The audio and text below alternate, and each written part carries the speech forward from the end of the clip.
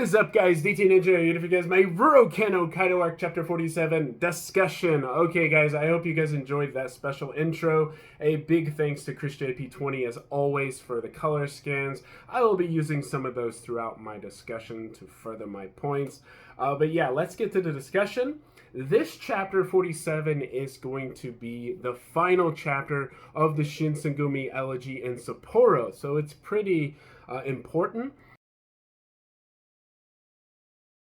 We get, the conversation in the bathroom between Nagakura and Maeno, two old friends, both who were in the Shinsengumi.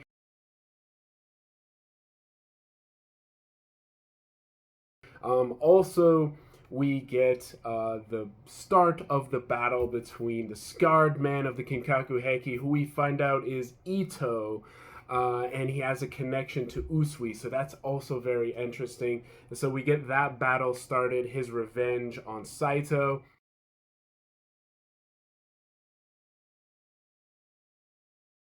So let's get to the discussion questions. Number one, why do the Kinkaku Heki use gold dust over and over as payment for jobs? So what I mean by that is when they are asking someone to do a job for them, why is payment given in gold dust? Why do they use gold dust? We see that in this chapter where Ito, the scarred man, shows up and he has a bag of gold dust and he throws it to the old woman and she catches it, and you see the gold kind of fly out.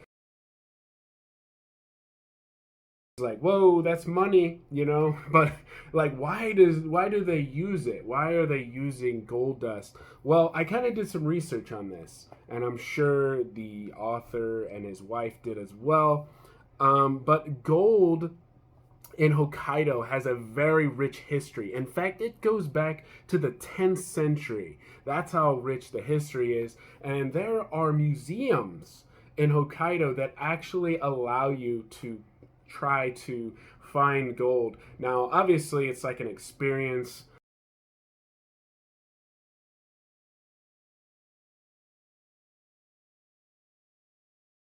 They even have a map of all the gold dust. So the actual gold dust is inside the map of all these different locations, not only in Hokkaido, but the rest of Japan. So that's also very interesting.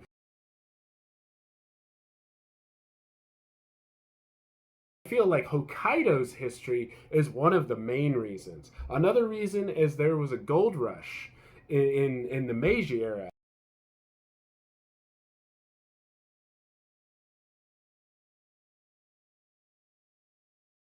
The currency was used for merchants as early as, obviously they found the gold as early as the 10th century.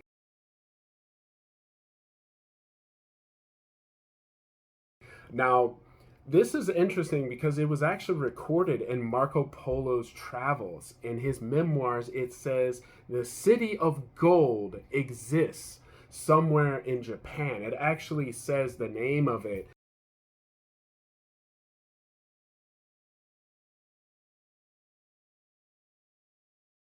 You got a lot of rich history throughout Japan, especially Hokkaido, when it comes to gold. So anyways, that's my take on it. I feel like Hokkaido's rich history.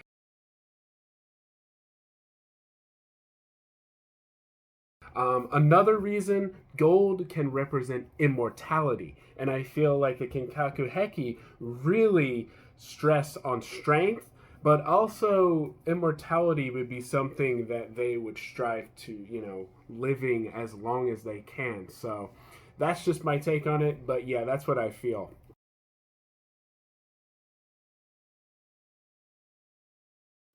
Number two, why did Nagakura let Goro Maeno, the mole who leaked information to the enemy, go free? Why did he let him go free without being punished, without being arrested? Obviously, he is guilty for leaking the information. His restaurant slash brothel was used as a front Well, in the enemy's eyes, it was the place where he would record. In his, you could actually see him, listening in on Nagakura and Washio's conversation. He did the same thing to other people. He could listen in on their conversations, just be at the other side of the door, and then leak the information to the Kinkaku Heki, presumably Hyobe, the skull. Why did he let him go free? Okay, I think there's a couple reasons. The first reason is that he's wealthy. Okay, he's a very successful man.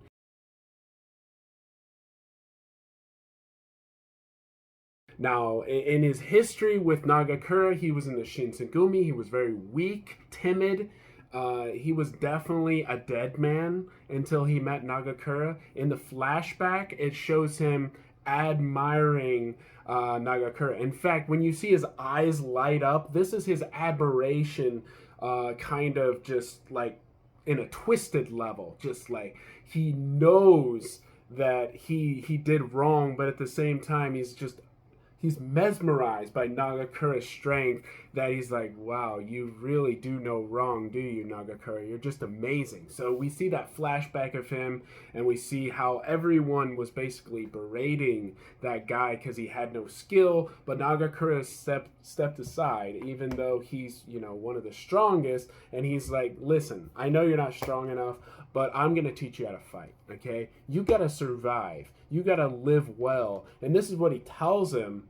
And that is one of the main reasons, because he was the one who saved his life. He was the one who protected him all those years. Similar to the situation of Abe, Judo Abe, and Hattori Sensei. Hattori Sensei protected Judo Abe from the Shinsengumi killing him, right? Because he really wasn't a swordsman, right? So he was pretty much a dead man unless Hattori Sensei stepped in. But at that time, he stepped in, and anyway, he told him, you gotta live on in the new era. So it's very similar, the way that he told him to live well. You still got a long life ahead of you, and that's what I feel. I feel like, and that's why they showed those two scenes together back to back. They showed him in the past, and then they showed him in, the current time. It was the same words back to back. It's just years have gone by, and he's saying that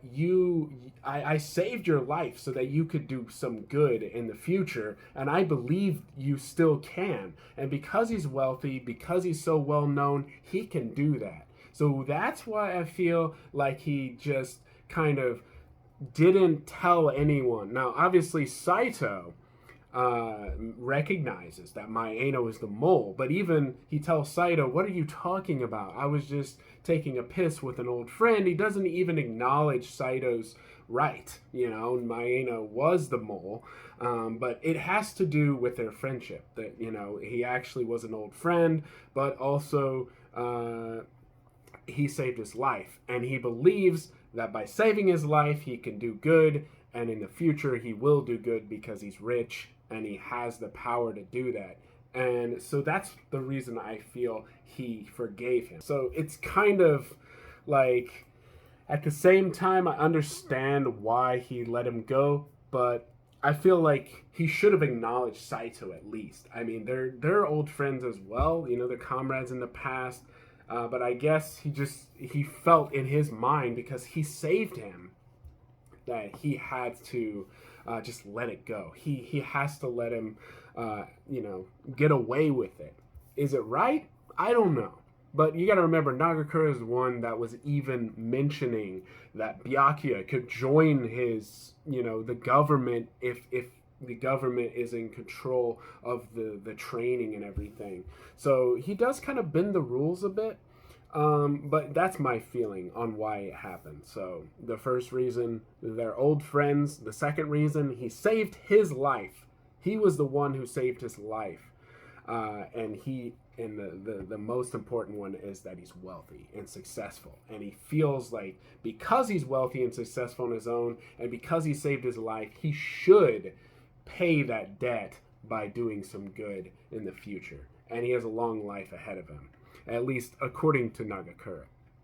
Okay, number 3. How effective is the dragon's tail? The special technique of Nagakura Shinpachi. Now, we see this in the chapter. We see him using the dragon tail. Now, the dragon tail can be a defensive technique. Now, the dragon tail is a 3-scaled attack. Basically, when an opponent attacks you, you basically meet him with the blade, and as whatever it is, we see it's not just a blade, even a gun. They're basically left, immobile. They can't move. It's a pretty amazing technique, and not only is very useful on the battlefield, I think it's actually more useful on the battlefield because with that defense, it's almost like you're invincible. Like someone attacks you, oh, they can't move, so they're pretty much a sitting duck. So I feel like that is extremely useful on a battlefield.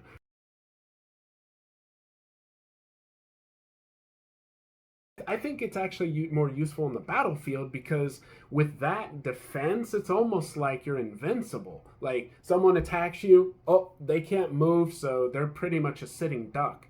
So I feel like that is extremely useful on a battlefield rather than a one-on-one technique. Now, obviously, a one-on-one battle fight, as we saw against Hyobe, that was also very effective, but at the same time I feel like a battle just all the enemies that were coming at him and the Shinzigumi were losing, he was still just stopping all their attacks and just dragon tail, he was just lighting every single one of them up. So I feel like it's really effective. It's not only effective defensively, and I think that's the key. Defense is the key here. And offensively, it's also very effective. So it's like an offense and defensive technique all in one, and that's why it's so effective.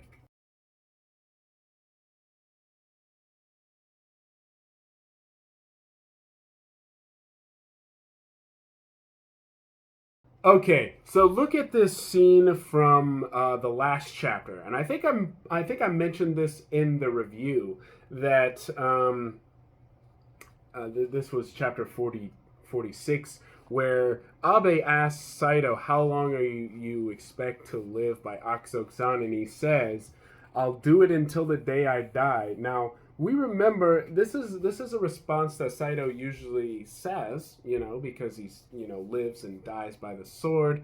But what's interesting about this is almost like foreshadowing for what happens in this chapter, which at the end of this chapter we actually see this. And this was the scene of Usui basically asking the same thing to him, and you see almost the same exact scene. You see it right there, black and white, and Usui says, "How long do you expect to live, by Akusoku-san?" And he says, "I'll do it until the day I die." So it's almost like foreshadowing for the enemy who is to come.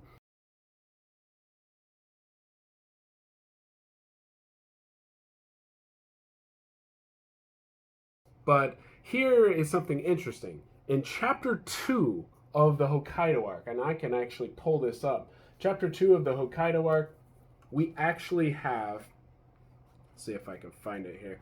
Chapter 2 of the Hokkaido arc, we actually have a confirmation that, it's not actually a confirmation, but an acknowledgement that there is some connection to Saito here. Look at this. So Saito is mentioned here by Byakuya, and then these are 2 people that are connected to Saito. This was Eiji Mishima before he was introduced, and this is Ito Isagawa. Both of them have a connection to Saito, and one of them also has a connection to Usui, which we learn very soon. And that makes sense because we saw the flashback and kind of that, the foreshadowing. But yeah, I found that interesting. So that has to do with revenge, right? Revenge is what is on his mind. Why Does he hate Saito? What is the reason? What is the real reason?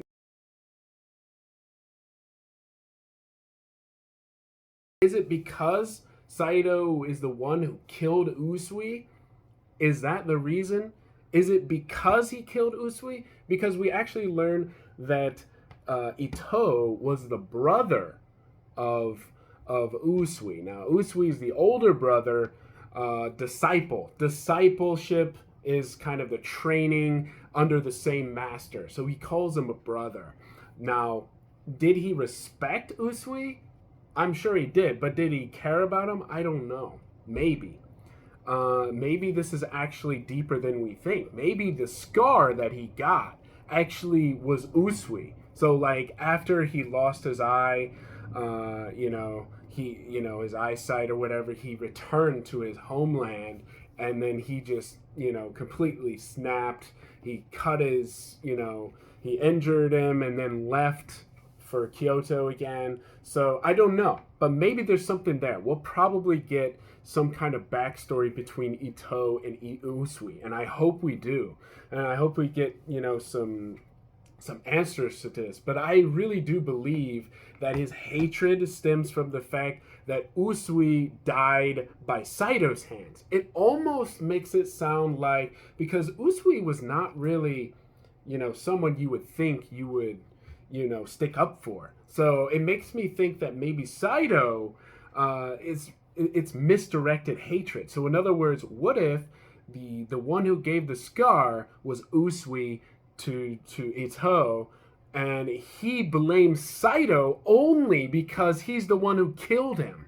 So there is no Usui anymore to get answers from, or to get redemption and understanding on what happened.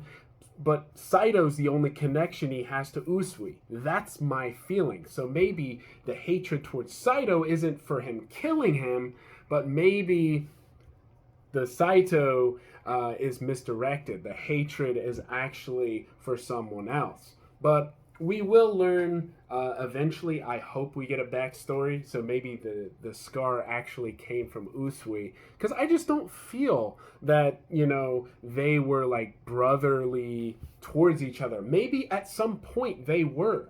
But when he went off to Kyoto and met Shishio, things changed. He lost his eyesight. He became, darker and changed man. So maybe when he returned home, he just forgot who Ito was, and maybe he injured him. And like I said, Saito's the only connection to him. But that's my thinking. We get to see Ito in full. So we saw the Rochin and the Tenbei, just like Usui uses, and we saw the eyes all over his body. Now I want to point something out. Those eyes are not because he follows Usui or anything like that. That is the Ryukyu school. That is the martial arts school symbol. That is kind of their thing. So he wore that because he was part of something. And like I said, I hope we get more into that in the coming chapters when we get the fight between Saito and him. But anyways, guys, that's my discussion. What do you guys think Ito's true motive for trying to kill Saito is? What do you guys think? It could be because he killed Usui, and maybe he was actually after Usui, but he killed him first. Kind of that kind of thing. So he's connected to him, and Saito's caught up in it. But anyways, I will be doing a review of chapter 48 very soon. I have the scans for it, so we will see that in the coming days. That should be in a couple days, probably a few days. But anyways, I hope you guys enjoyed my discussion, and yeah.